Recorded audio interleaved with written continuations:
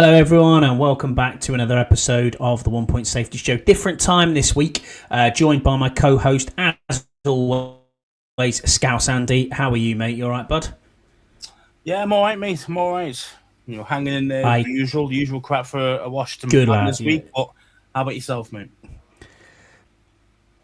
Yeah, all good. Yeah, finished work now, pretty much. I'm going to swing the mouse around tomorrow and hopefully see what happens. But yeah, apart from that, it's all good. It's Christmas, so this is why we're going a little bit earlier in the week. We just thought it's no point going Christmas Eve or on Christmas Day. Obviously, we're not going to do that. I don't think your wife or my wife would be very happy with doing a pod on Christmas Day. Probably not an ideal situation, to be fair. We'll start as we always do, then, mate. Dunstable Town FC's Talk of the Town podcast. I mean, rather be sorry to interrupt, but I would rather be live rather than pre-record it and then. Absolutely, got to be live. But yeah, Dunstable Town's FC's Talk of the Town podcast, where they're sponsored this year. Also, Oddballs, you can go across to myoddballs.com. They will have a New Year's sale on, I'm sure, over there. Also, graciously sponsored by Fusion Therapeutics, which is northwich-physio.co.uk. They provide expert MSK assessments and treatments with a focus on holistic care, dedicated to improve your well-being through tailored musculoskeletal health plans. The team offer specialist injection therapy and non-medical independent prescribing. So if you're in the Northwest, Manchester or the Cheshire area, give the team a call on 01606 512 013. You can book online and they'll be happy to advise you further on this affordable treatment solution. Also, if you want to check out bleedingburgundy.com, go over there and check them out. They do writing, they've got a Picks League, all that sort of stuff over there, so go and give them a look as well. Into the news then, mate. This week, Tressway has just been announced today. He is the starting punter. There is only one punter for the NFC, but he has been picked. It's his third Pro Bowl. Congratulations to Tress.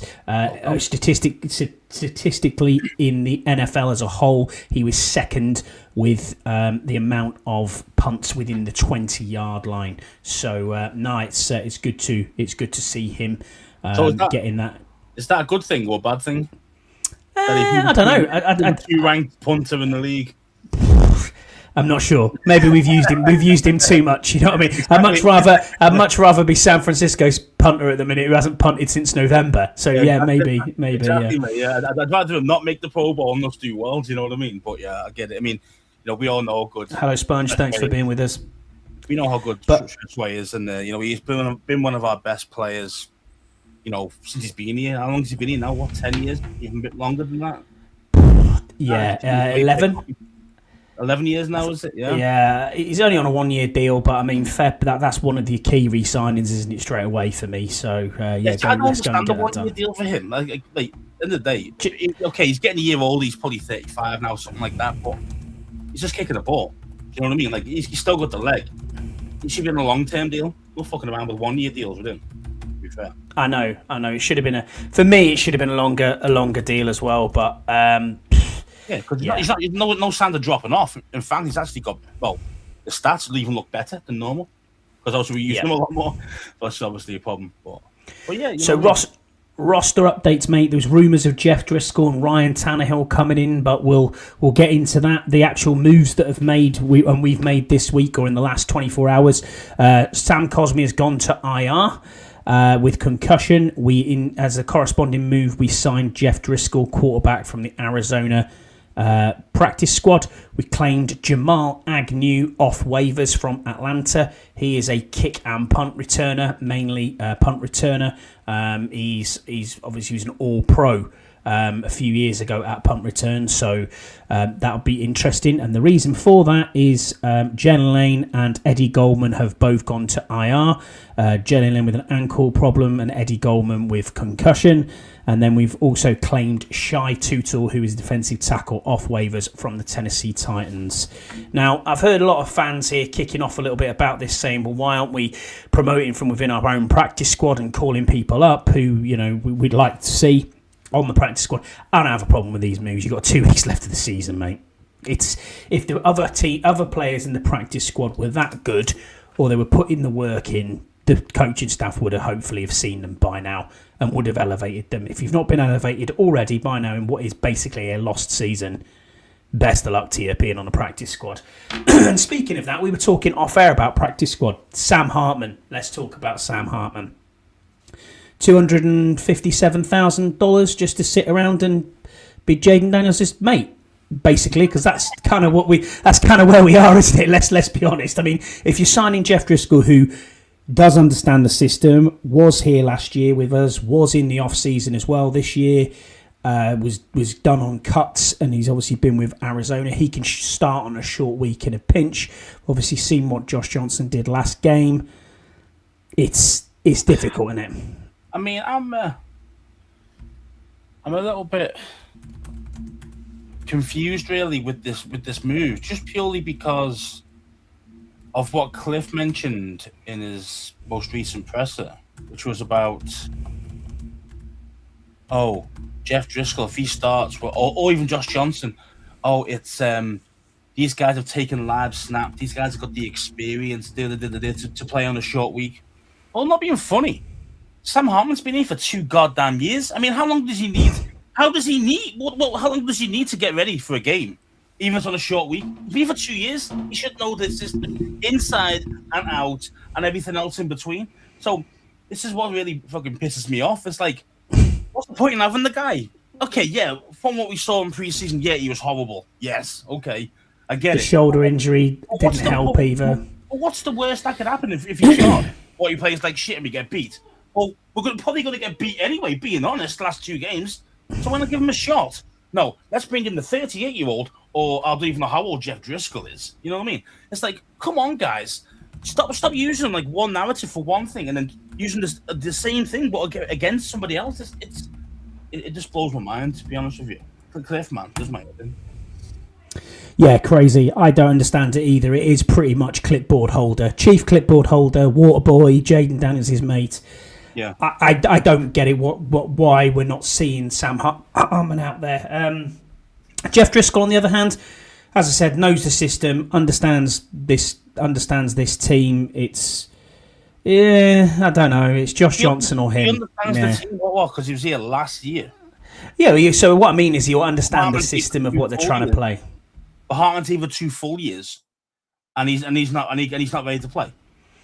I just think they don't rate. They can't rate him. As I said with the other one, it's like, what do you do? I think they don't rate him. It's obvious if they're bringing in Driscoll from another team's practice squad. You know, but I love that. I love the bots. Do you guys ever think about kissing each other? Probably not, mate. I mean, I've known Scouse for a good 5 years now, and he's far too good looking for me. So yeah, there's levels to this, mate. There's levels. There is indeed. Oh dear. I mean, we'll talk through the injury report then, as we were. So looking at the injury report, we've got Nick Ballore, concussion, did not practice. Eddie Goldman, concussion, is out and obviously on IR. Javon Kinlaw was on rest. Jalen Lane, ankle injury, didn't practice and is now on IR. QB Marcus Mariota, right hand stroke quad, did not practice. Deron Payne, back, did not practice. Laramie Tunsil, oblique, did not practice. Bobby Wagner was on a rest. Jayden Daniels is on here with his left elbow, he was limited. And then in full, it was Brandon Coleman with a shin, George Fant with a knee, and Colson Yankoff was also full with an ankle injury. Obviously, other injuries I've wrote on here. Marcus needed stitches in his hand and also injured his quad on the same play. It was a cleat that hit his hand, it was swollen, and he was said to be day-to-day from DQ in his press conference. They've not considered playing Jayden Daniels, but they're considering calling on Sam Hartman or bringing another quarterback in if 8 can't go. Well, we know that's happened now because we brought in Jeff Driscoll. Cosme was in the concussion protocol and he's now on IR. Coleman, injured shin, hoped that we could turn it in the right direction, said DQ. Newton was cleared from concussion protocol. And then he said about Jalen Lane, it would be tough for this week, but as we know now, they have moved him to IR. And speaking of IR, I'm going to read this off here and then I'll let you speak, Scouse. I've been speaking too long here. How many IRs we have had this year? 14 on IR this year. Sam Cosme, obviously, in this week, concussion. Does he count twice? No, because he came off IR. So we brought him off IR because he was already on IR to start the season. I suppose technically he may count twice. Yeah. If you do count it twice because he started the season on IR, so maybe that'd be 15.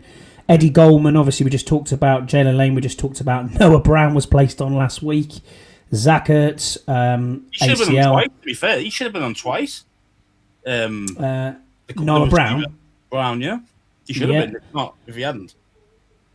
Zach Ertz is on, Trey Amos is on, Marshall Lattimore, Luke McCaffrey, Dorrance Armstrong, Jean-Baptiste, Dietrich Wise, Austin Eckler, Lucas Niang, and Tyree Jackson. That's just a murderer's row of IR there, and you think to yourself, what is going on? You know what I mean? What are we actually doing here that we're putting this many people on IR? And it's no wonder that we've struggled. Injuries have been a real big problem this year, and I look at this and I do feel a bit sorry for AP and a little bit sorry for DQ as well. You know what I mean? So I'll let you take the mic there. Yeah, there has to be.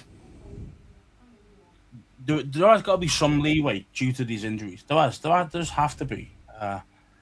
I just think, even with all these injuries, though, I don't think AP made a good squad. Being honest, I don't think he had a lot of high quality players that he could have brought in. I mean, we had the money. We could have spent better on better players. Now, again, like anything else, that guy could have got injured. You just don't know, do you? But it's one of them things for me. It's kind of, yeah, these are the cards you've been dealt with. How'd you manage to win the hand? You know what I mean? And it's kind of like, well, what do you do about that? What you got to do is to at least make them fundamentally sound at the very least, yeah. And I think a lot of our team hasn't been fundamentally sound. I think, especially with tackling, understanding the scheme itself, you can see this. We're getting, miscommunications on the back end regularly. It's like it's the basics, the fundamentals that has been letting us down for when new guys have come in. Now I get it; it takes time sometimes to become natural with that, but still. It's like you play football since you were 8 years old. You know the game. You know what you got to be doing. And you understand the scheme to a certain extent. Because schemes are schemes. You play man, you play zone. You see what I mean? It's just different names for it. That's all it is. That's what you got to learn. And that does take time. I get it, because some of these plays are crazy names. But what I'm trying to say is that I don't think the coaching staff have done a good job. I really don't. I really don't think they've done it. I mean, last year we were going, oh, yeah, coaching staff are superb. Everyone seemed ready every single time. The next man up, and it really was next man up. We even though we didn't have too many injuries, but when he did, the guy who stepped in, that's to the business. This time around it hasn't been like that. Even the O-line, for example, the O-line's been reasonably healthy. It's probably been our best area really of injuries if you take out Cosme, and they're still not great because both our quarterbacks are hurt. Mm-hmm. See what I mean? Like both our quarterbacks are out injured in IR. Well, I think you should be on IR, Jaden, and the other guy's got a sliced up hand. So it's kind of it's just kind of it's just frustrating. Do you know what I mean? I do. I completely understand where you're coming from. As a fan this year, it's been really difficult at times. Some really good points in the chat here. Deluxe says probably in the minority, but I think the Driscoll move makes sense and was expected. Yeah, I get that. I completely understand where you're coming from there, Deluxe. It makes sense because, to be fair, last year when he played in preseason, he looked good. He was our best quarterback, to be fair. But the thing is, it's kind of like, this guy's in mid-30s. I understand it's only for a few games. It's not long-term. I understand that. But again, it's a case of you've got a younger guy there that's been in the system for 2 years. Why are you bringing in guys? Okay, you might be more experienced, and I've seen live ball, and Hartman hasn't. Well, just give the guy a go. We've got nothing to lose. If we lose, we get a higher draft pick. If we win, then Hartman looks great, and we go, whoa, maybe he could be the QB too. Do you see what I mean? Like you could technically go down that route. At the moment, all you've got is, oh yeah, let's go with the 38-year-old Josh Johnson who threw a pick in the second or third throw of the game last week, or Jeff Driscoll. Do you see what I mean? Like it's kind of I'd rather give the youngster a go rather than the old has-been veteran. I don't disagree with you. Deluxe also said any plans there was undone by the quantity of injuries and how much they happened early in the season. Rod also says, does the amount of injuries reflect the lack of firsts playing in camp and joint practices and, of course, poor schemes and calls? Yes, it does, Rod, and I agree with you to a certain extent. I think that the Ravens killed us a little bit not having that joint practice session. I think they were very much expecting the joint practice session where you can tackle people who are outside of your own camp. I don't think hold-ins or people who were not practicing first teamers in camp had an issue there. That's the only part of the NFL that I find really odd. And you'll understand this, and so will everybody this side of the pod, Ian, Rod, etc. In football, you play football, as in soccer, we call it. You play that too. We call it football, but it's called soccer in America. When we're playing that and we're doing pre-season training, you're ramping up and you're ramping up and you're ramping up to get yourself fit to play in the game. You're not resting players. I can't possibly tackle me because I might get injured. I'm not suggesting that, and I understand the CBA covers the laws of what you can and can't do, and then you've got the NFLPA in there saying, well, you can't do this, and people are getting hurt. But look at the amount of people who are getting hurt, and we're not just talking late in the season. How many ACL tears have we seen this year? How many quarterbacks? Kansas City, 2 quarterbacks in 2 weeks. How many players are we seeing constantly injured because they're not taking hits, they're not taking reps, they're not taking the hits seriously? It's conditioning. That's exactly what it is. It's conditioning. It's conditioning to be able to take the hits, and that includes the quarterbacks. As you said there, Kansas City lost both their quarterbacks with both an ACL tear in 2 weeks. Both of them went down 1 week and the other directly after. These guys, even though Mahomes is normally very durable, and even though he does play with injuries, he very rarely misses games, but they've been very lucky with that. Most teams have had their main quarterback go down on the regular. Yeah. Lamar Jackson's been hurt most of his career, to be honest. He plays. Burrow's always hurt, even though when he's fit, excellent. Tua concussion protocol, as I call him. Concussion Tua. Do you know what I mean? So this is the problem you've got with this, and obviously the quarterbacks are the most important player on the team. That's why they get paid most, where they got most responsibility, all the rest of it. Right? They're meant to be your best player. Right? So I understand the point of, well, you've got to protect the merchandise. You've got to make sure you don't take the hits in pre-season or in training. But the problem is, because they're not conditioned to take it, as soon as they go into live games, they're like, "Whoa, what the fuck?" And their body's getting shocked instantly. Every hit they take, and it hurt them more than say they would if they were conditioned early on in the preseason. So this is the problem you've got. Now I understand you want to protect players, but as you say, the number of injuries that's happening in the league over the last couple of years in live games in the main regular season and postseason, it's just going up and up and up. And it's not because of, you could say, maybe some poor tackling, because some are a bit dodgy on hip drop tackles, and there's always something crazy that goes on. But in the general meaning of it all is that there is a lot of guys, especially quarterbacks, who are getting hurt. And these are the guys that you're paying to watch. End of the day, like if you're coming to watch a Washington game, you want to come and see Jayden Daniels play. You want to see him fit, healthy. You want to see him play. Why? Because he's that damn good, right? Same with Drake May over at New England, or any quarterback, any team really, unless you've got a really shit quarterback. Most of them are like, I'm coming to watch that game because of that one player. 9 out of 10.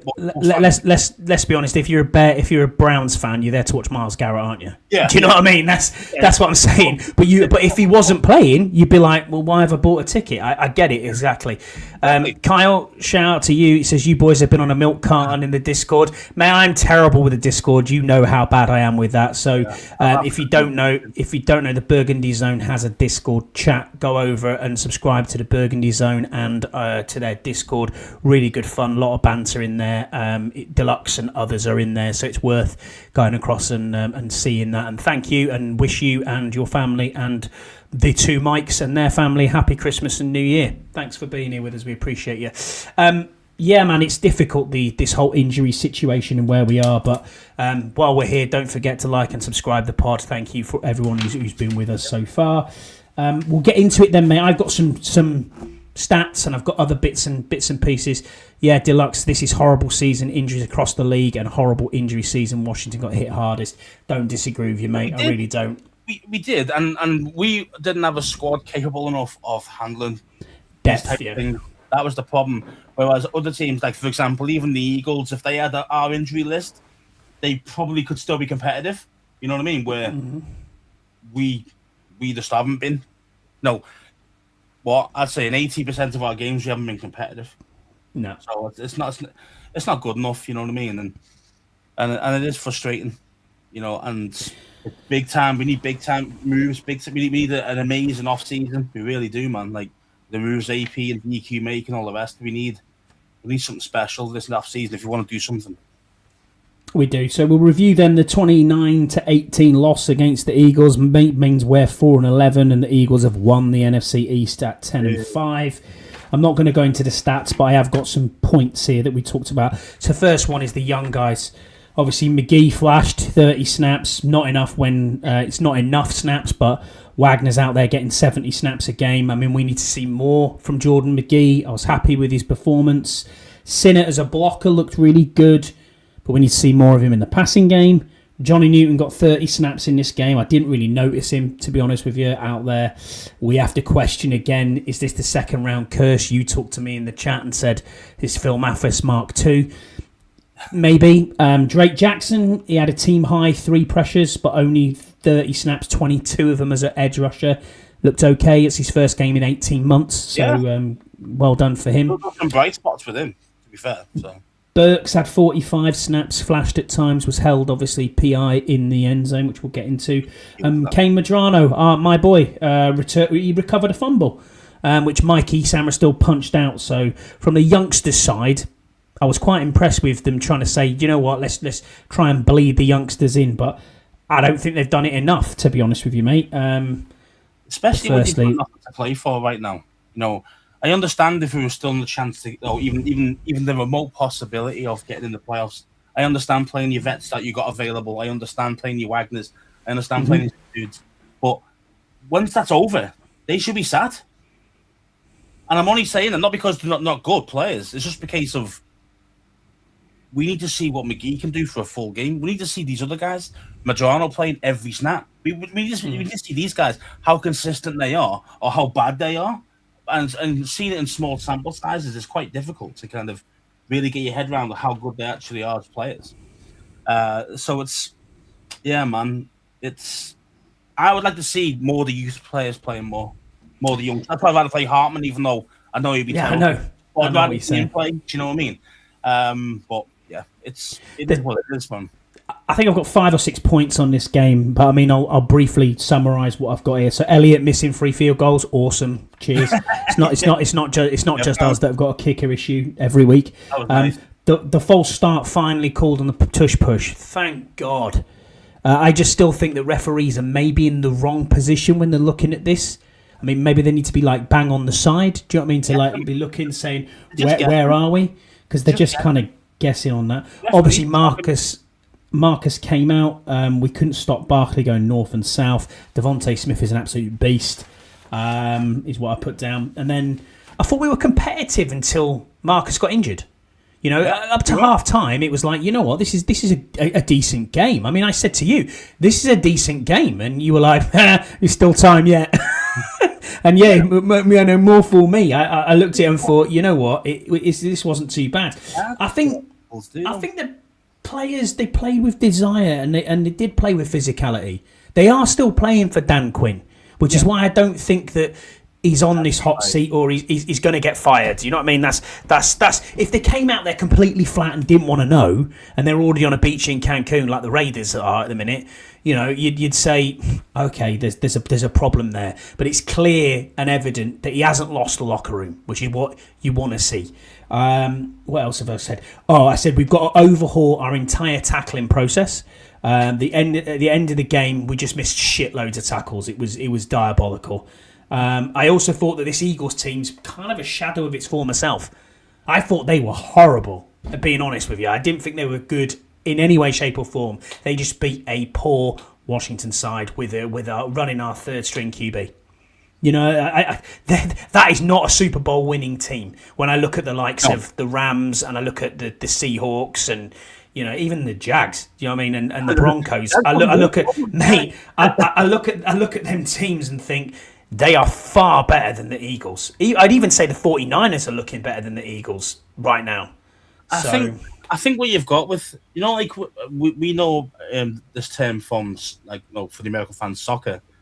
good teams find a way to win when they're not playing well. Mm-hmm.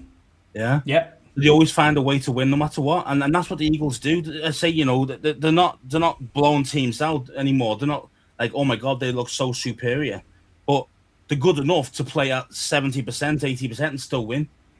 That's the difference. Like what they do, what I've noticed most of the season is that they just grind you down until the fourth, and then that's when they take over, and that's exactly what they did to us.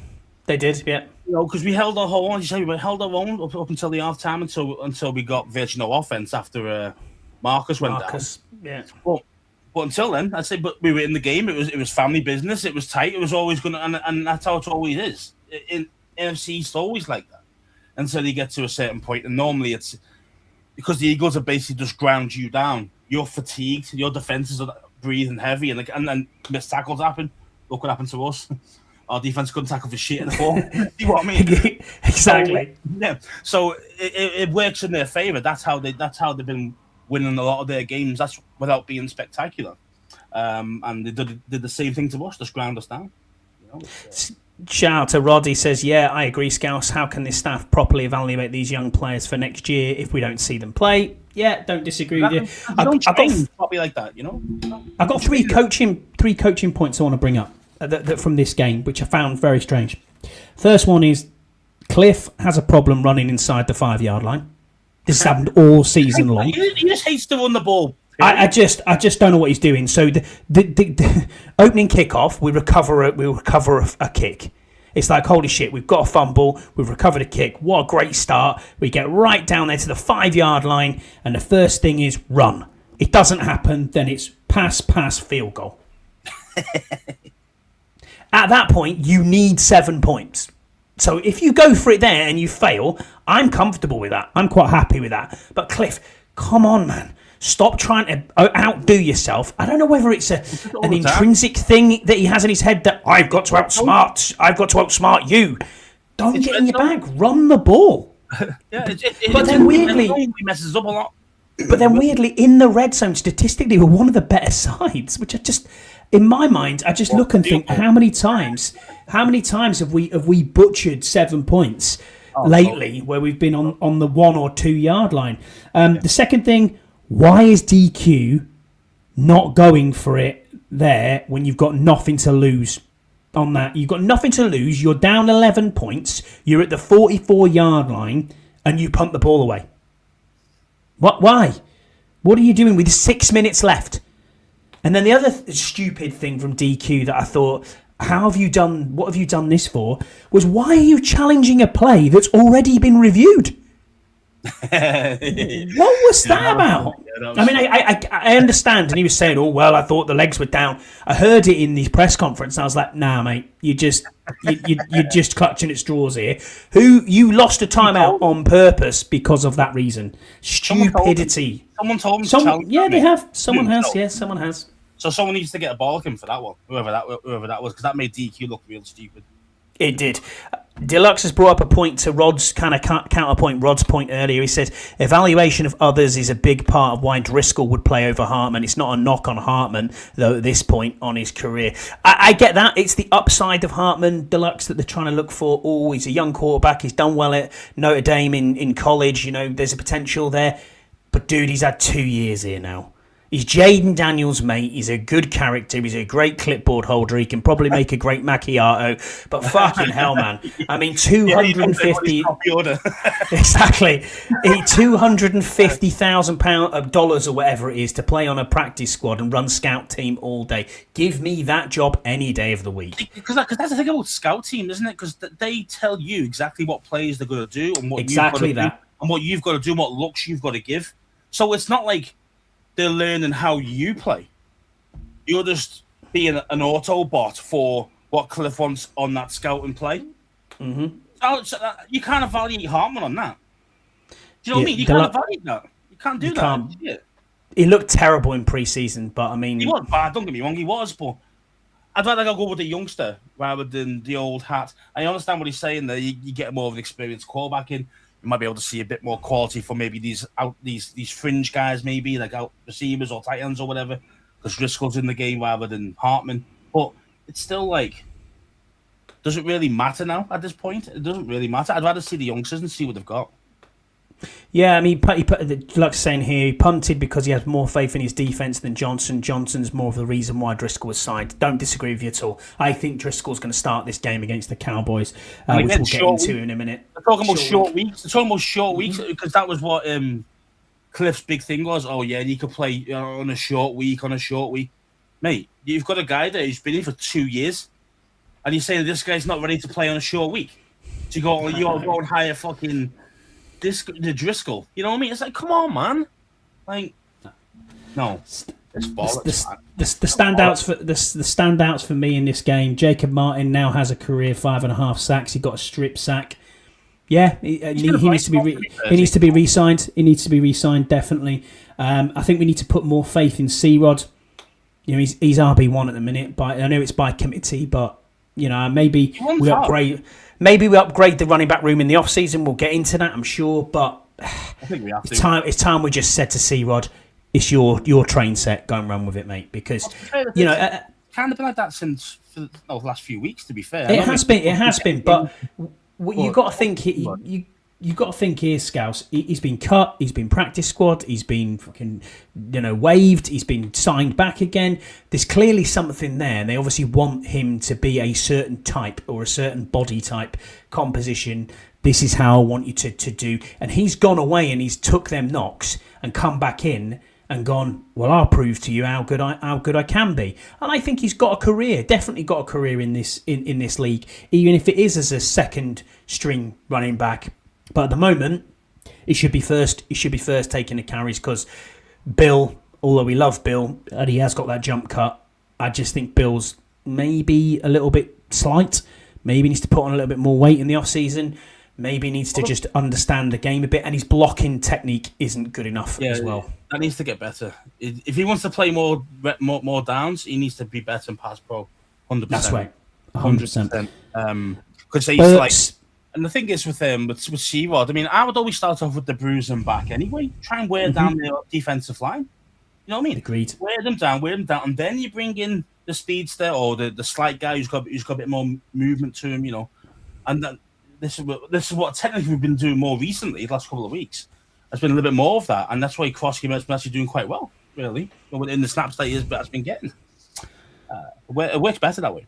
So Burks is a must re-sign for me now, even if it's wide receiver 4/5. I think he's got something there.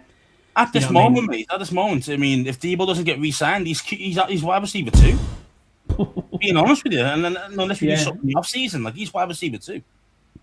B-Wags, I thought B-Wags had his best game of the season for us, believe it or not. I thought he's very good. Even in coverage, he was all right. Maybe he's pulled one out of the bag. Maybe he's like, I don't know, he's had a double dose of Red Bull before he started. I don't know, but he was all right. He played really well. Mikey, this is the one that baffles me. He had a good game, but he got burnt by Devontae Smith. I get it. Corners are going to get burnt. It's part and parcel of it. He punched the ball out for a fumble. He got no pass rush. he matched up with AJ Brown. He blanketed him on a 3rd and 5. Brown wasn't a big factor. He was good tackling. He had some big hits. His size costs him on the outside, but is that better than him being in the slot? I mean, I'm confused what to do with him now. What? I mean, I love the guy. I think he's a really good pick, especially from last year. We were like, wow, we've got something. The guy is the only guy who creates turnovers. Yeah. He's always the one who knocks the balls out. He's the one who catches the interceptions. When we do get an interception, it tends to be him. It's kind of like, he's the only guy who does that for us, really. So you have to get him in the starting lineup, wherever you put him. You've got to find a space for him. We've all got the arguments. Your last season he was outstanding on the outside, but then this year he struggled. His height got abused a little bit, yes. That's why we know he's a slot corner, but they didn't play that well when he played slot. So we understand. So that's why I understand where you're coming from. That's like, where the hell do you go with this? But for me, it's a kind of like, well, if I'm looking at it, I'm seeing him more at this moment as an outside corner because he makes. Yes, he might get burnt like once in a while, like you mentioned, but he will create play for you. He will create a turnover at some point for you, and that's why Dallas allow people like Trayvon Diggs to keep playing. Do you know what I mean? Because that's what he does. He's either 50-50 merchant. He either gets burnt big time or he gets interception. Like that's what Diggs does. So Mikey could be our version of that, if that makes sense. Yeah, okay, you got to take the rough with the smooth, but at least you're going to get some turnovers. Which, on our defense, we don't create a lot of turnovers. We're not. We haven't been in a minute. Rod says if we keep Burks, we're very good at it. He said if we keep Burks and bring in a wide receiver and keep Debo, what happens to Luke? Luke and Jalen Lane just become part of the rotation. They become go down the depth chart if that's the case, unfortunately, especially if you're picking a wide receiver quite high up in the draft, or you're signing someone like Brandon Ayuk. But after this week, it's tough. He's just an absolute nutcase. I'm not sure what we do there with that. 2 other points off this game I want to get into, if that's all right with you. First off, referees. Holy shit bags, what is going on with these referees? I mean, I've got 5 different points here. The Coleman penalised for holding. Where he's doing the pushing down. Total and utter bullshit. The Burks no PI call from Ridiculous Cooper DeJean. Then Noah I is penalised for doing nothing in the end zone. It's like, hang on, what? Tyler Owens lined up offside when he wasn't offside on a field goal attempt. But luckily, it was missed anyway, so it didn't really matter. And then the one that was most egregious in the whole game was the ref not being lined up on the onside kick at the end of the game. That was fucking recovered. We recovered an onside kick. You have an 8% chance of doing that. Oh, sorry, the ref wasn't in the right position. He gives a fucking do me a favour. What are we doing here? Honestly, this is beyond a joke now. I mean, they have to get these guys professionalised. Now, I understand that some of them are lawyers, some of them are doctors, they've got their own careers to deal with, blah, blah, blah, and they do it part-time. Getting professional referees now. If they don't want to be... It's a beyond time. And there's the door. We'll get some young... Again, let's train up some new guys. Let's get some guys from the CFL and teach them. And then they'll be the NFL guys. You know what I mean? It has to be done. It has to be done. I know this is a big thing normally for... he's in our group chat regularly. He talks about all the time, next DB. All right. Paul? Come on, name this, sorry, man. Yeah. Paul goes on about it all the time. Referees should be professional. But because they're not, that they can let these bullshit calls just happen regularly, and then they're kind of trying to rig the game in that respect. They're trying to make it harder for your team to lose if the NFL don't want you to win that game. Do you know what I mean? It's kind of referees they've got more freedom to make more mistakes. If that makes sense. And it's kind of a weird one. Whereas if they're professional, you've got to really professionalize it, and they've really got to be on the ball. You know what I mean? And it's a bit different then. And it's not, and that's the reason why they won't do it. Because why else wouldn't, as the NFL themselves, why else would you not want professional referees when these guys are getting paid $50 million a year? Some of these dudes. And you can't afford to put the referees to be professional, make it their full-time jobs. Come on, bro. It makes probably $1 trillion a year now, the NFL. You know what I mean? It's like, come on, it's the only thing that's ridiculous. The players are professional, especially when you look at every other sport where referees, umpires, coaches, whatever you want to call people, they're professional people. They're governed by a body. They have a union, whatever it may be. They're all the same. They're all like that. Every rugby referee, every football referee, every cricket umpire, they're all professional people. Boxing referees, tennis umpires, they're all professional people. That is their job. Yeah, that's their so why is the NFL so behind in this regard to every other sport? It's the only sport that is. I mean, tell me otherwise. But I think most other American sports, the referees are professionals. I'm not sure. Jobs. I'm not 100% on that, but again, I'm surmising that they are. So it's kind of like, why is the NFL the lowest or the last team or the last sporting division to actually do this? It's weird, man. I don't get it. It's a madness. The other thing that I wanted to bring up was the fight at the end of the game. DQ said if that's the way they want to get down, then so be it. Obviously, Kinlaw and Quan were disqualified from the game and ejected, as was Steen from the Eagles. Mikey Samra still standing tall against the defensive lineman, giving it big swings. Wasn't caught out. What are your thoughts on the fight? I mean, it's not the way that I want to see the team doing it. Do I think it's a shitty excuse because they went for two, and that's the reason why? And it's Philly being Philly. That I think that's what has come out since. That's the main reason, yeah. It's an unwritten rule, isn't it, that you don't go for two if you're that far ahead on the scoreboard. You're taking a piss, yeah. You know what I mean? That's what they think. That, players take offense to that. You know, it's like, oh, you're already beating us up, and now you're taking a piss by going 2 for 2. Yeah, I mean, it's not the done thing, is it? No, I mean, and I say that's just a Philly disrespect thing. That's what Philly do. You know what I mean? Like, not many teams would do that, but I know that they would do it. If they had the opportunity to do it, they would, and they did. And I mean, I get it. You know, our players are frustrated anyway because they're getting beaten up. You know, when it came to that point in the game, and then all of a sudden you get them, taking the piss like that. You know, I understand the kind of it overflowing a little bit. But the thing is, say you've got to channel that in a more positive way. You know what I mean? Like of course, I mean, I to be fair, I actually like seeing stuff like that to a certain extent because it shows that they actually do care. You know what I mean? You don't like being embarrassed on telly. You don't want to be embarrassed, in front of their friends and family and all the rest of it. And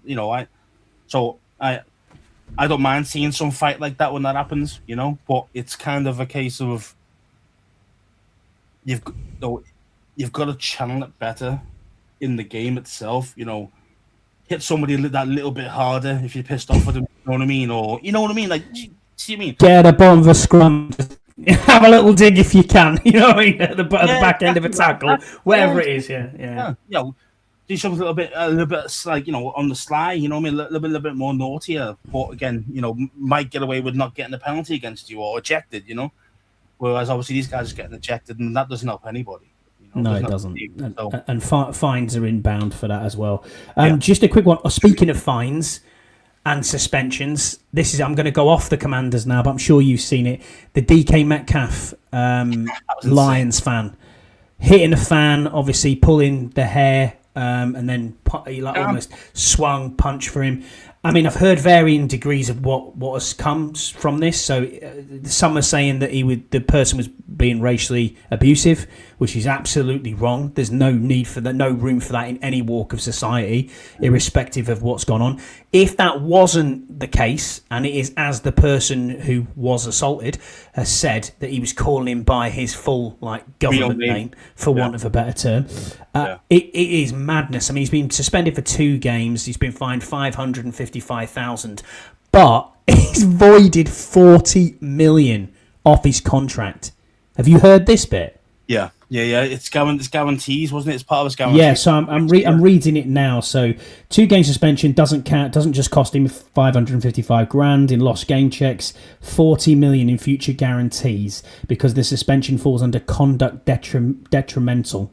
And it wipes out guarantees from the NFL suspension that includes a fully guaranteed $25 million salary for 2026 and injury protections which are titled 2027, which are worth $20 million. So that's $45 million. He can still earn every dollar of that if he plays, but the security is gone. I mean, that is a serious mistake. Then you got to think of what comes from that. If this person who was assaulted then says, "I'm gonna, put a civil lawsuit against him," then he's got a civil lawsuit. Then he's got a civil lawsuit against the Lions as well for not protecting him. His statement came out. His statement. I saw that. From the lawyer saying I did not say anything about racial stuff. So he's already denying it with a lawyer. So it's like, well, okay, so he's already got a lawyer involved. I think there's potentially four lawsuits there he can file. One against the protection from the Lions, saying that he wasn't protected enough, even if you're shouting from the stands, which we've seen this in soccer or football from our side. Eric Cantona's Kung Fu Kick springs to mind. We've had players going into the stands. What ban did he get? A year. Exactly, he got banned for a year. Mm-hmm. Not just 2 games. Got a year, and yeah. So this is for me. The NFL should have really clamped down on him because obviously he's getting more punished from his contract scenario rather than actually from the NFL.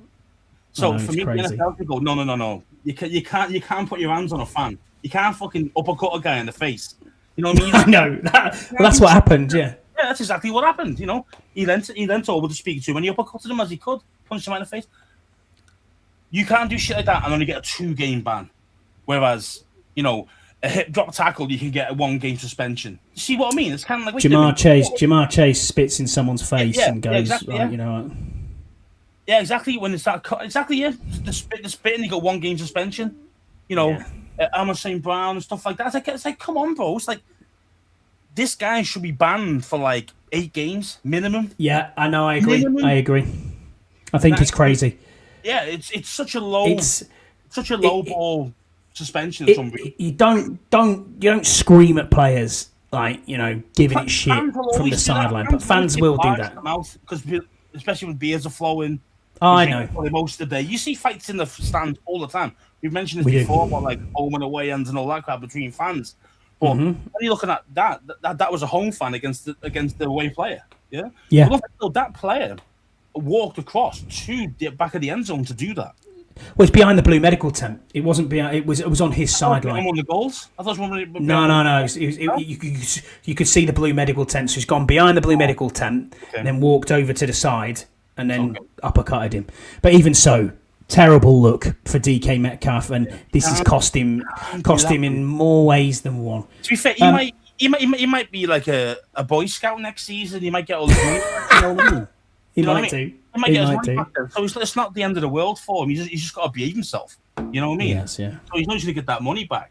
But the only true pain that he's going to receive really is this actual 2-game suspension, which, you know, Pittsburgh are trying to fight for the playoffs still, aren't they? Still in there. They're very close. They're very close. Yeah, they're doing well. So he's hurt the team big time there, but a 2-game thing, that's nothing. He should be banned for the rest of this season. Even if they make it to the playoffs, he should be banned from that as well. You know, like, you should be banned, like, the whole season. Don't disagree with you. Minimum. Jesse says, bollocks, when the F did you lot announce you were going today? Yeah, sorry, mate. Thank you for being with us, mate. We appreciate you, even though it's late and you've just probably seen it on your phone. Appreciate you. We'll get into the Cowboys preview. Second in the NFC East, 6-8-1. Dak Prescott, 4,175 yards. Jonathan Williams, 1,147.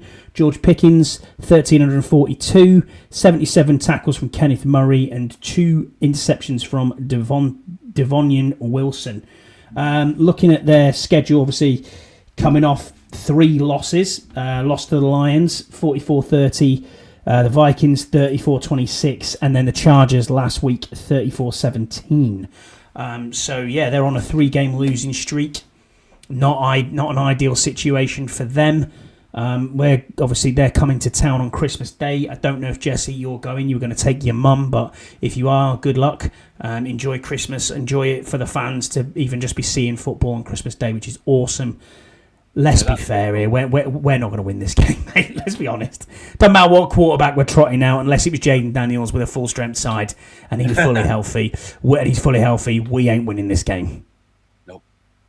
We're just not going to do it. You know, we're missing out on a few other guys gone to IR. You know what I mean, as well. Yeah, exactly. I mean, so Wiley is likely to come in. I did hear them talk about that. They said your favourite offensive lineman. They said. He said, "Oh yeah, we're looking at going with Andrew, so that means Algretti Spaghetti, or what do you call him, Al Shitty? He's the next one up. So it'll be interesting. Stay on the bench. Be interesting to see what happens there. Do you give us? We've got a chance to win this game. Every NFL team has a chance on their day to win the game. Yes. With Jeff Driscoll, or Josh Johnson." It's just slim, mate. It's gonna be tough. It's gonna be tough. If you haven't got a quarterback, you've got to be able to run the ball properly. And okay, we've been a little bit better with that. Maybe, yeah. However, we're not gashing teams like what you have to do if you've got no quarterback who can't throw the ball. You know what I mean? Without being inaccurate. You know, really inaccurate. Like, which is what everyone goes on about Johnson. Oh yeah, you know, he knows the league. Mate, it's fucking awful, man. Like, I mean, he's seen in the game. I think it was the second or third throw. You've had 26 teams. You've had 26 teams for a reason, bro. Yeah, exactly. He's smart up here, but can't produce it on the field. Do you know what I mean? It's kind of like, and that's probably the case. That's probably the case. Probably being a really good teammate, someone who can diagnose playbooks and all that. Yeah, so he's probably a great backup or a great third stringer to like help your quarterbacks learn stuff, break down other teams' schemes or whatever. Yeah, great, but get him on the field. Hell no, stay the hell off my field. You know what I mean? Yeah, I know. I'm with you, man. And this is the thing. It's kind of like who've we got? Like, what do you want to get you more than 200 yards? No. What do you do? What would you do? Obviously, yeah, we got to win. I always want to beat Dallas. Oh, we always want to win. When it's Dallas week. Do you think we can? No. I think we can. Yes, I think we can. But I think we can. Like Jake Paul could have beat Anthony Joshua. Well, the 1% chance. You mean that? That's what I'm saying. Yeah. You know what I mean? But it's tough. It's tough, man. Unless the refs actually just give us every single call, every single time. Can you imagine? Yeah, got no chance otherwise. I mean, maybe if we had 13 players out there, who knows? Yeah, and not get called for it. Yeah, I mean, it's kind of like, yeah, man, it's gonna be. They're still very strong on offense. Like the players are available. Do you know what I mean? Like, you know, Lamb, Pickens, Ferguson. Yeah, I mean, they've got a powerhouse offense, you know, and our defense is banged up, and it's not very good anyway, even if it was full strength. So Jesse says, not only can we win, we will win by 15. And then Rod also says, I'm not watching it to see the Cowgirls beat her, because it would ruin my Christmas day. Yeah, it's painful. It can be painful, but at the end of the day, if 6 o'clock comes, let's face it, everyone's had their Christmas lunch. I mean, you're booting family in your house, aren't you? Let's face it. Yeah, of course. So around that time, it's perfect time to settle down with a beer and watch the game and see us get hammered. But whatever. That's it. But, at least this is a game on. I know what you're saying. That's what I'm looking forward to. But yeah, we're not going to do well. I mean, it'll be like the Eagles game a little bit. I think at the start it'll be a little bit even. It'll be kind of competitive. Maybe like kind of first quarter and a half, and then it'll just go Pete Tong. That's what'll happen. We'll get blunt. We'll get smoked. By at least. I don't see much out of this. I'll be honest with you. I know we're not fake. It's not a fake fan alert. We are fans, but we just got to try and be a bit more realistic here. I don't see us winning this game. I really don't. We'll get into our fan questions then to finish this off. Richard Cameron, he is at Mr. Rich Cameron. Great guy. Met him obviously at the London game between the Jags and the Rams, so decent bloke. Thank you for always putting questions in. We appreciate you. He says, if you were the GM, what's better for us? Beating Dallas or losing and locking in a higher draft spot? Now, for me, I never want to talk about draft right now. Till the season finishes, I ain't interested in where we are. Yes, it's great to have a top 5 pick or whatever else, but you got to win. The players are out there to try and win. What we're saying is we've got to be realistic to say on any given Sunday, anybody could beat anybody in the NFL. We know that. They're going to try to win. DQ's job, we said it's not on the line. We don't think he's there. The players are still playing for him, which is what will happen. But I just think that this Dallas team is better currently than we are with a 3rd, 4th string quarterback and being beat up to shit, which we have been all season. Yeah, I agree. But if you actually want me to answer the question, if I'm Adam Peters, I'm a higher draft pick. End of story. Because yeah, of course, the competitive juices of players, they're going to want to win. Okay, yeah, great. If you win, fantastic. You get your win bonus, all the rest of it. Yeah, but for if I'm Peters, I'm thinking I want a higher draft pick because at the end of the day, we need more draft picks. We need to build a roster.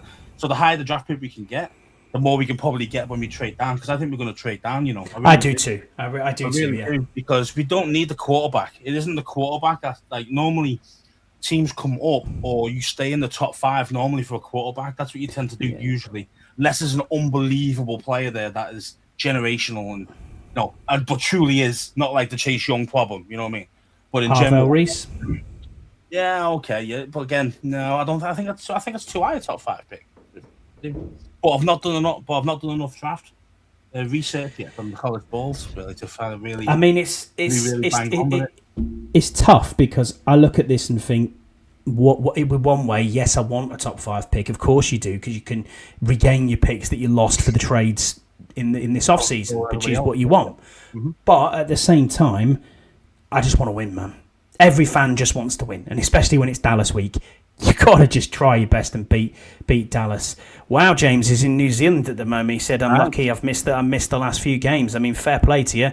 Enjoy it down there. Make sure you eat lots of Tim Tams, mate. They are class. I love a Tim Tam. So yeah, it's basically like a cross between a Twix and a Kit Kat for those who are this side of the pond. Superb. Twix. Anyway, I bet you the youngsters know what Twix is. Yeah, they will know what a Twix is. You get Twixes in the US, but it's they're not exact. Yeah, they're not exactly the same. But yeah, it's a cross between a Kit Kat and a Twix, which is awesome. Yam has put a question in for us. He is Yam Sensei at Yam Starch on X. He said, "Why should I watch these last two games, and who should I watch out for?" Wow. Well.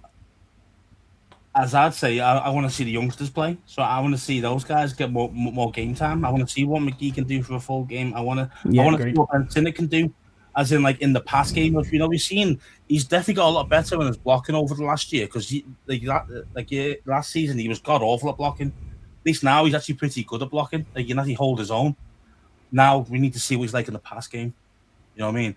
And I think that's what I'm looking forward to, seeing that. I want to see if can he get separation? You know what I mean? I want to see the foundations from the tight end. Because let's face it, Driscoll or Johnson's probably not going to find him. You know what I mean? Because he's god awful, let's face it. So what are we going to do? So I just want to see. I want to see if these guys can actually get separation. Can they beat their man consistently? And then I'm good. You know what I mean? I want to see stuff like that. And that's all matchups, not just them, but in general, you know. There's a few that I want to see. I want to see Hamilton Senior. I want to see how he plays at corner, what he's doing out there. I don't care if he's got a bit of juice. Is he worth a contract next season? Even if it's practice squad, and you bring him up in these 2 games, and then you've wasted. That's what I'm saying. Yeah. Then you go, oh, who have I got? You've got to see what you've got as depth. That's all I'm saying. Johnny Newton has to step up for me. He is the Phil Mathers Mark II at the minute for me. He's really pissing me off. I don't know what this second round curse we have is all about, but no one's stepping up. And he doesn't. That's on AP and the coaching staff. Mm-hmm. That's fake. I know. We'll sign a player who should be a first round pick, but he's got Lisfranc injury in both feet. Okay. Yeah. And takes him 6 months to get back, and he's nowhere near that player. It's like, yeah. I'm sure we'll have an EP an EP conversation. We will, because he's been Burks. Yeah, I want to see Burks. This is interesting from what Deluxe says here. I mean, it says interesting fact: Washington's top 3 emergency QBs were hurt too in the game. So McCaffrey, Yankoff, and Lane. If McNichols would have gone in if Johnson was hurt. He's 8th on the depth chart. I think at 9, I think it's you, Scouse, and then Deluxe is at 10. So, do you know what I mean? Nicky Javala's at 11. Then I think it's John Keim is 12. Just so we're aware. I mean, fucking hell. Unbelievable, isn't it? Unbelievable. The last question then we've got from today is Rod. He's given us a bit of a Rod's rant, shall we say. He said, given what's gone on this season, I'm pretty proud of the team. Because the depth he's trying to show out the depth. But he said, but what's clear is the broom is brushing the floor already, and it's trying to make a clean sweep on everything from the team, the front office.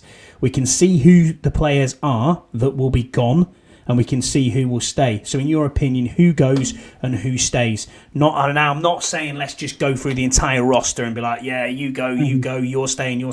But at the moment, starters wise and where we are right now from the depth chart, who would you say are the big cuts that we're going to lose, and who are the big ones that would probably stay? I mean, Daron Payne.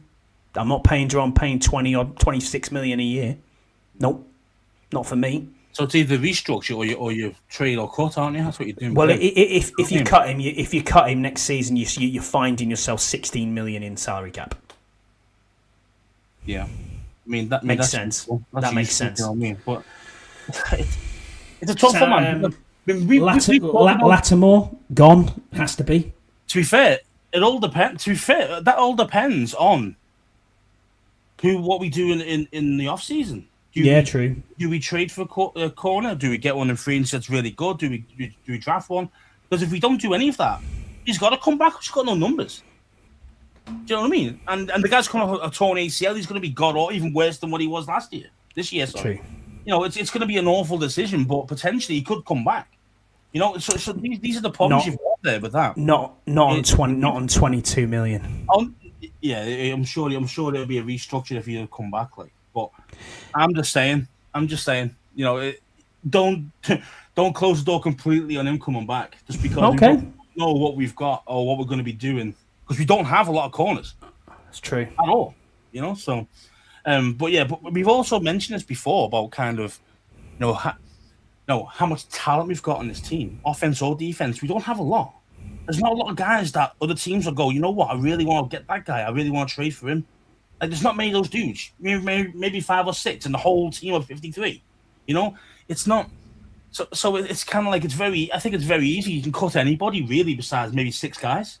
You know what I mean? Like, it really is. It could be as simple as that. If you really wanted to clean house, you could do it all like that. Bobby Wagner's gone. I know that for sure.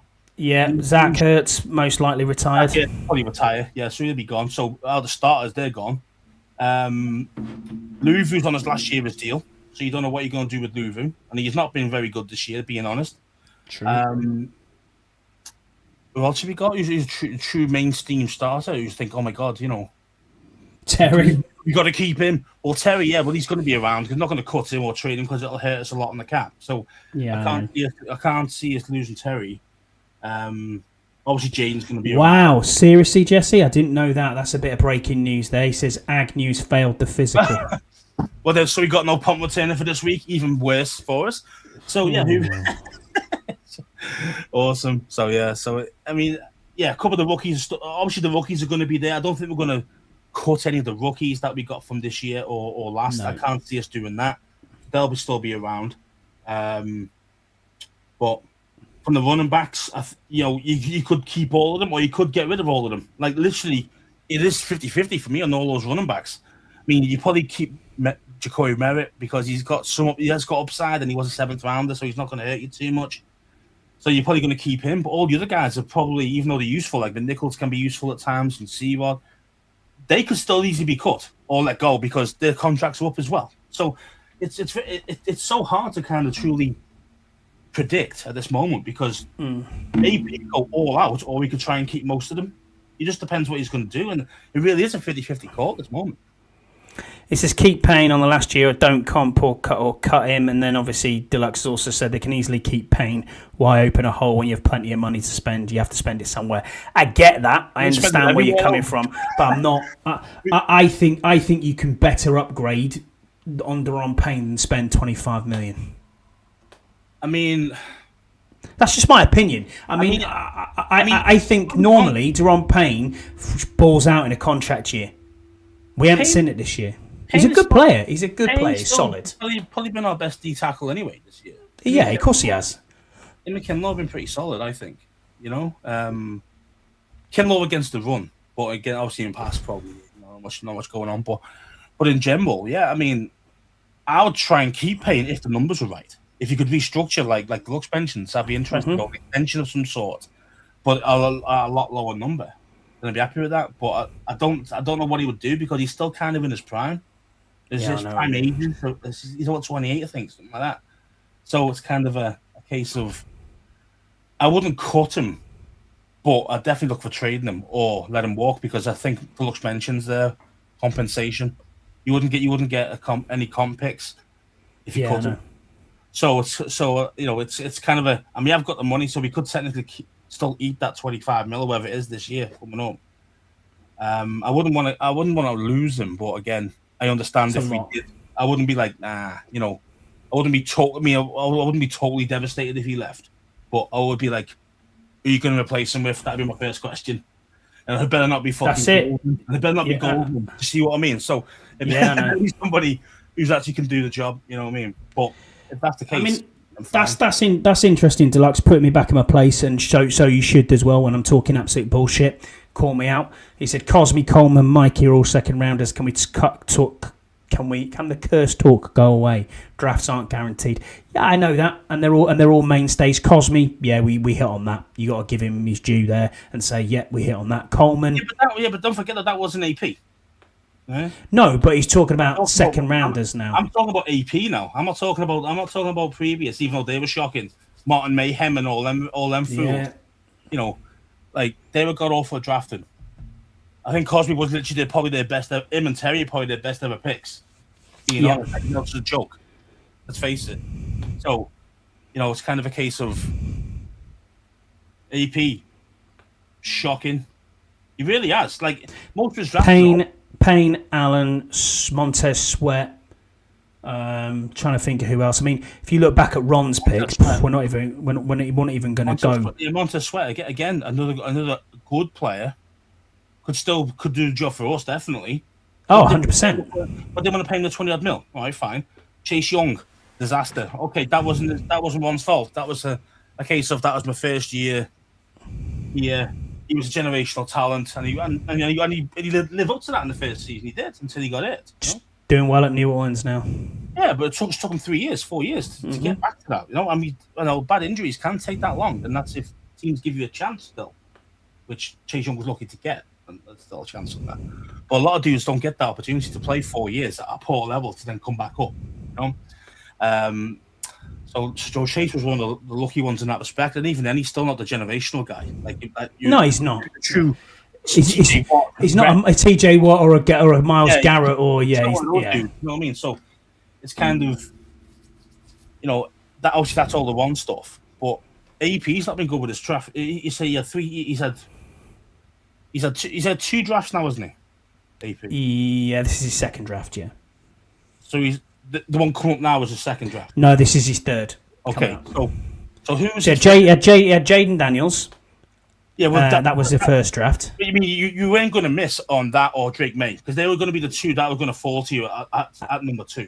So absolutely, you're never going to blow that one. You're going to go right with one of those 2. You're going to be fine. You know what I mean? So that's a layup. All right. So what's next? Who's Connolly in Jaden's league? Was it Connolly? We had 3. We had Sinnott. We had Mikey. Last year's? No. Oh, that's right. You're right. Yeah, you're right. Because it was Connolly last year at Green Bay, mate.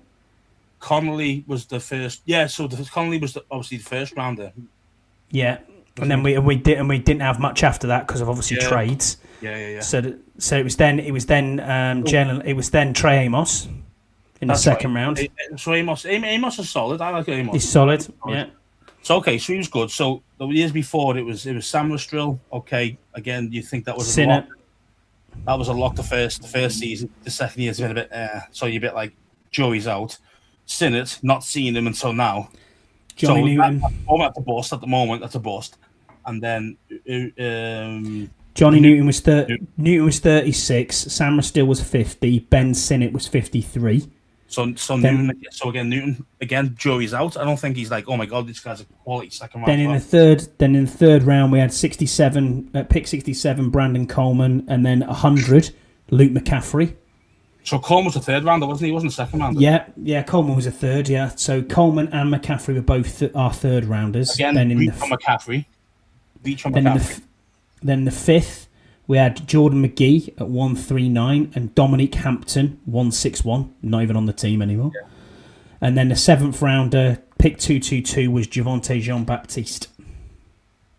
Well, he was looking good until he got hurt this season. So maybe that one might be an okay. But at the end of the day, it's a 7th rounder. You can't you can't be.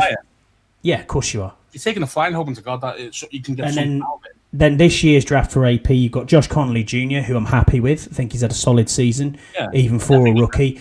He's got better over time. It's a new position for him. He was a left tackle in college. You've moved into the right-hand side, so everything's the opposite side. He's learned off Sam Cosme. He's learned off Laramie Tunsil. He's had to play off bums along Wiley and Alashiti as well. Do you know what I mean? Yeah. So, before Cosme was back.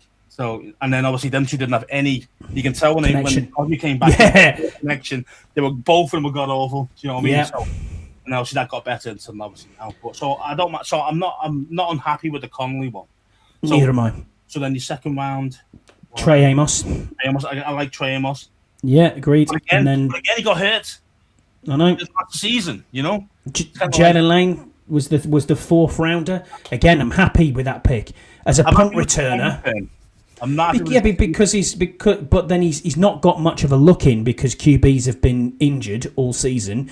Hasn't been seen as this amazing deep threat that we thought he was going to be, but he wasn't ever advertised as that. You looked at this and said, in the 4th round, you've got the best punt returner in the draft. He took two to the house. Two to the house. You can't, and that's the first time since Brian Mitchell's done it. Yeah, that's insane. A long time. Somebody like that, that's great. So that one you'd say that's a great pick. However, if you're playing him purely as a punt returner, it's a big tick. If you're thinking I want to play him as a receiver as well, no, he's not. It's a big X mark, a big X against him. Yeah, it's an inconsistent there, isn't it? He's not scaring anybody. No, he's meant to be lightning and fast. He's meant to be taking the top off the defenses, and defenses weren't even running with him, but letting him go because the ball wasn't going to get to him. Do you know what I mean? So and then they're not scared of him. Then you got Kay Madrano, pick 205, as we know. Yeah, not been good. He's been played like about half a game in total. You know, since he's had 27 snaps in his entire season. Yeah, so that's about average for half a game, isn't it? You get like 50 yards, 70 depending on. And then pick 205, 7th rounder, Jacory Krosky-Merritt belt. Again, that is a tick because the 7th rounder, you don't expect anything from that. So if you get any production, you're doing well. So, but we all knew. You know, as soon as you start seeing this guy's tape, it's like this guy shouldn't be a 7th rounder, but the issues he had. At least AP did his job properly there. He did exactly. No, I don't think AP's done poorly at picking. I think you've just got to look at it and say bad ones there, mate. Some bad. When you get to the 3rd year, that's when you need to then assess these players. I always say your first 3 rounds have got to be you've got to be like really high conversion rates of good players. You know what I mean? Like they've got to be your top 3 rounds have to be like that, and then anything below that is just a crapshoot and hope to God that you pulled something out. But that's the problem. I think that's the problem you're getting is that our first rounders are doing a job, but then the second rounders haven't done much. They've not really contributed yet. Or they've been inconsistent. So again, it's kind of like you know. So it's hard to. I understand what you're saying. It's a little bit hard to truly analyze these draft picks just yet, but it's still one of them things, man. It's just painful when you can't see no scary talent. You know what I mean? Like, yeah, I know what you mean. You know what I mean? Like when you go out and you go for first round and you go for top 5 guy, you go, where's the scary talent? Where's the Myles Garrett's? You know what I mean? Where's the scary talent guys? Where are they? We don't have Jaden Daniels. I mean, last season, I mean, this season, half the player he was. Now, again, I understand injuries and loads of things going on with it. I get it. But massively underperformed when he did play. He was missing wide open receivers. But as well, I say that's a mental thing. He's not doing the reps. So whatever it is that he did first year to second season, didn't work. So he's got to go back to where he was in the first year. Whatever his training regime was or whatever it was that he was doing, he needs to go back to that because this year he sucked when even he did play, to be fair. Let's be honest. You know, I agree. Right, Scouse. I mean, we'll get out of here. Probably be back on next Tuesday. I think the 30th. We might do a pod on the 30th if you're free. If not, it'll be New Year into 2026, which is crazy to think that we've got there already. Thank you to everybody this year who submitted a question, been in the chat with us. Always constantly here. Your Rods, your Deluxes, your Jessies, your Jameses, your Ians. You know, everybody who's in here constantly, we really appreciate you being on with us all the time. You know, it's endless, and that's what it's about. It's about having this good community of everybody who is in the chat with us. Yam's in here a lot as well. So shout out to everybody who's been there. Have a great Christmas, all of you, or whatever you're celebrating. Have a wonderful time with your families. Take some time off. Try not to think about football until 1 p.m, 6 p.m. Okay, yeah. If you go into the game, enjoy yourself. Have a good time. I know it's going to be probably horrible, but you know it is what it is. This is what we get when we're fans of the team. We'll probably be on this time next week, next Tuesday, and then we'll get back to normal time thereafter. But yeah, you got anything else to say before we go, mate? I'm understand. I second everything you said there, mate. You know, have a great time with your family and friends, and don't get drunk. Don't drink too much, and definitely don't drink and drive. All right, so yeah, that's it. Don't do that. That's definitely don't do that. Especially if you're going to the game, you know what I mean. So you know, one of them things. Exactly. But yeah, so one last question from Deluxe before we go. You think AP went with safer picks to build a foundation as opposed to swinging for talent that was high risk, high reward. Yes. Yeah, I mean, yes, I think so too. But the thing is, though, is that the foundation has not been solid enough. You know what I mean? Like it's still got a lot of cracks in it, and that worries me. That at least the foundations have been rock solid set. It hasn't. You know, that worries me. So, but yes, I do think that. 100%. I agree. All right, then that just about does us. Thanks, Scouse, for joining me. As always, have a wonderful Christmas with your family, mate, and I'll catch up with you over the next few days. Yeah, no worries. Bye.